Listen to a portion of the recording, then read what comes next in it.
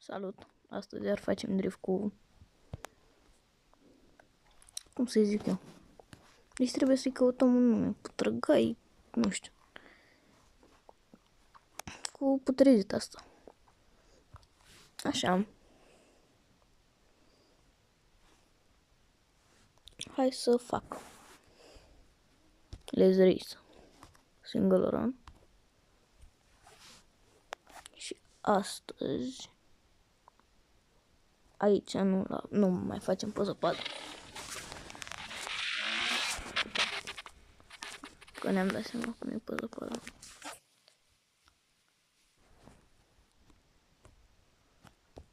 Op.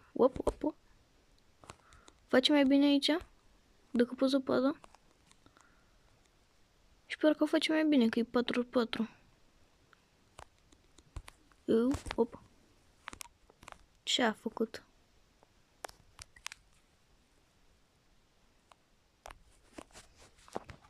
Nu, e dăm first person să o fac.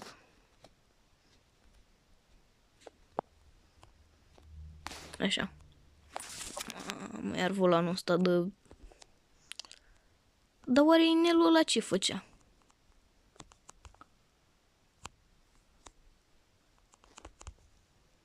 Ce a făcut?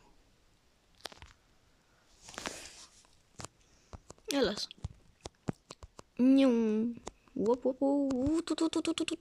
Au.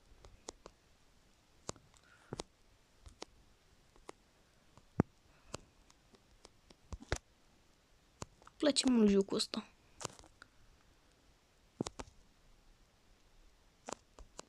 E șmecher că e și fără reclame și că într-o bună zi s-ar putea să mă monetizez YouTube-ul dacă fac jocuri fără reclame. Într-o bună zi.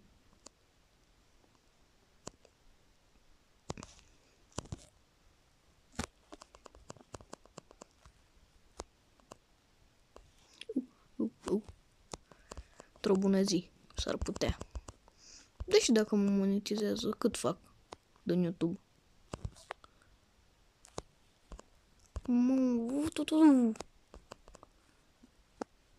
Pa.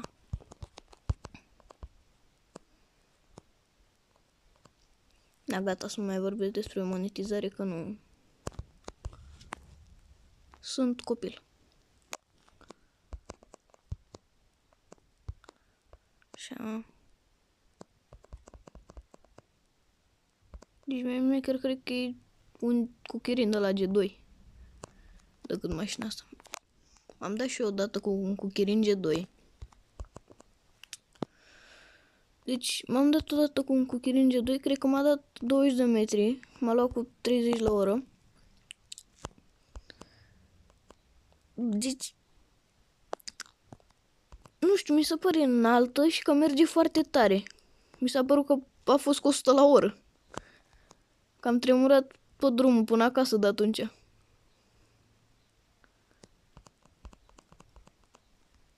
Op. Și nici nu e legal, adică dacă îl prinde poliția și dacă...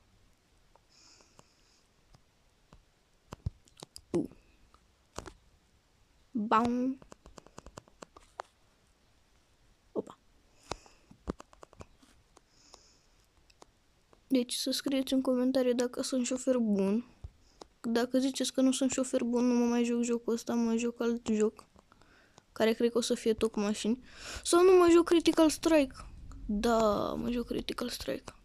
Cel mai bine. Las putrăgaiul deoparte, mă joc Critical Strike.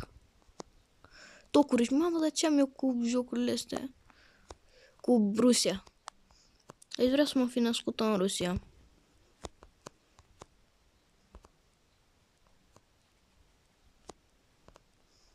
Să fi nu, că la ea e război.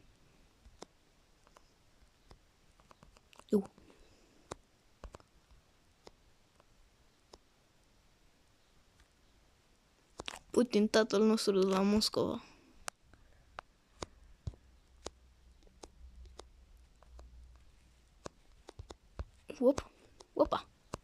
Opa, că m-am învățat cu ea.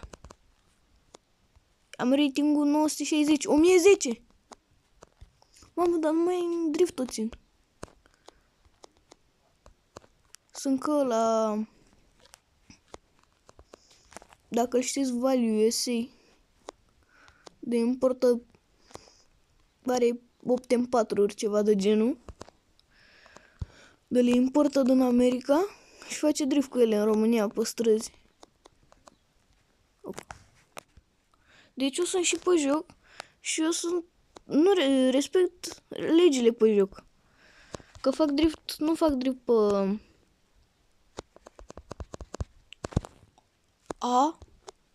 Nu fac drift pe străzi. Am hartă de circuit. Opa.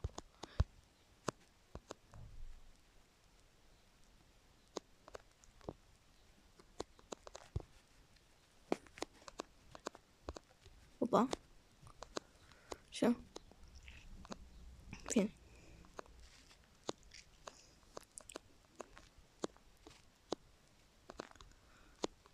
Eu dacă ar fi după mine mai jucat Doctor Driving, dar e un joc cu reclame. Și în primul rând, pe lângă că nu știu să le scot, că dacă ar fi decât un banner de la sus acolo, în fine, le-aș scoate. Da, așa, nu.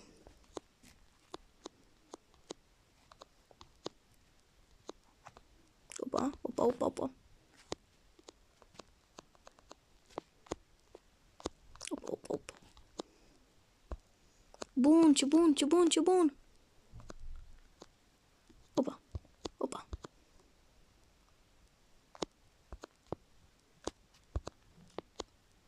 Opa.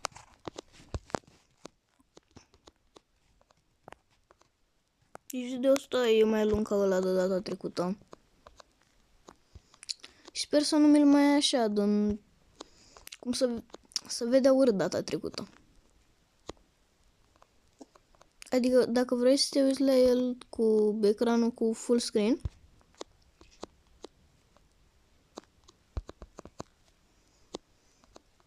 trebuia să întorci telefonul și nici nu era pe full screen, era decât un ecran mic acolo. Și sper că de data asta să-mi iau YouTube altcumva. Bine. Hai să conduc și așa din spatele ei. Și după mai revin la meniu. A, gata, gata. Back to garaj. La garaj. Ia să vedem ce putregăiuri mai sunt. Ia. Ăsta, zici că e Lancia de aia Delta. Ăsta e făcut după 6x6 Bravos de la Fulger McQueen. Are aia comunistă, sper să nu-mi dea YouTube clipul jos. Asta e Lada, dar zic că e Silvia S15. 30 de lei! Păi de unde fac mă banii eu? Clasic. Deci asta a mea dacă era stoc. Asta a mea break. Asta e Volga de aia, cred că. Volga? Da, cred că așa. Asta e 2107 break. Dar sunt două break-uri. Asta e normală. Asta e legenda asta mov. Allseat Club. Ce e ăsta? Nu e Allseat ăsta? Eu așa cred. Și legendara Lada Niva. Cea mai bună mașină pe off-road. Mai bună ca Brabus 6x6. Asta ce e, mă? Tico ridicat? Nu e Tico. Tico e. N-am bani de el. Nu este nimic, că dacă nu este bani, noi avem putregă.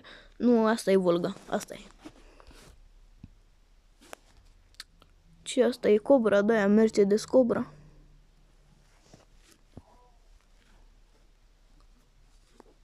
Șmecheră, da. Na. Cât e? 5 milioane? N-am atâția bani. Nu este bani.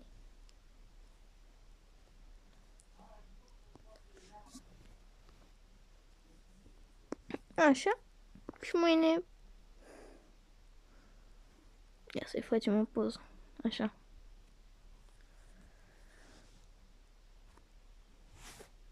Și mâine mai fac unul, s-ar putea, dacă am timp. Bine, n-am de ce să n-am timp, că sunt în vacanță și nu prea fac nimic. Hai, pa!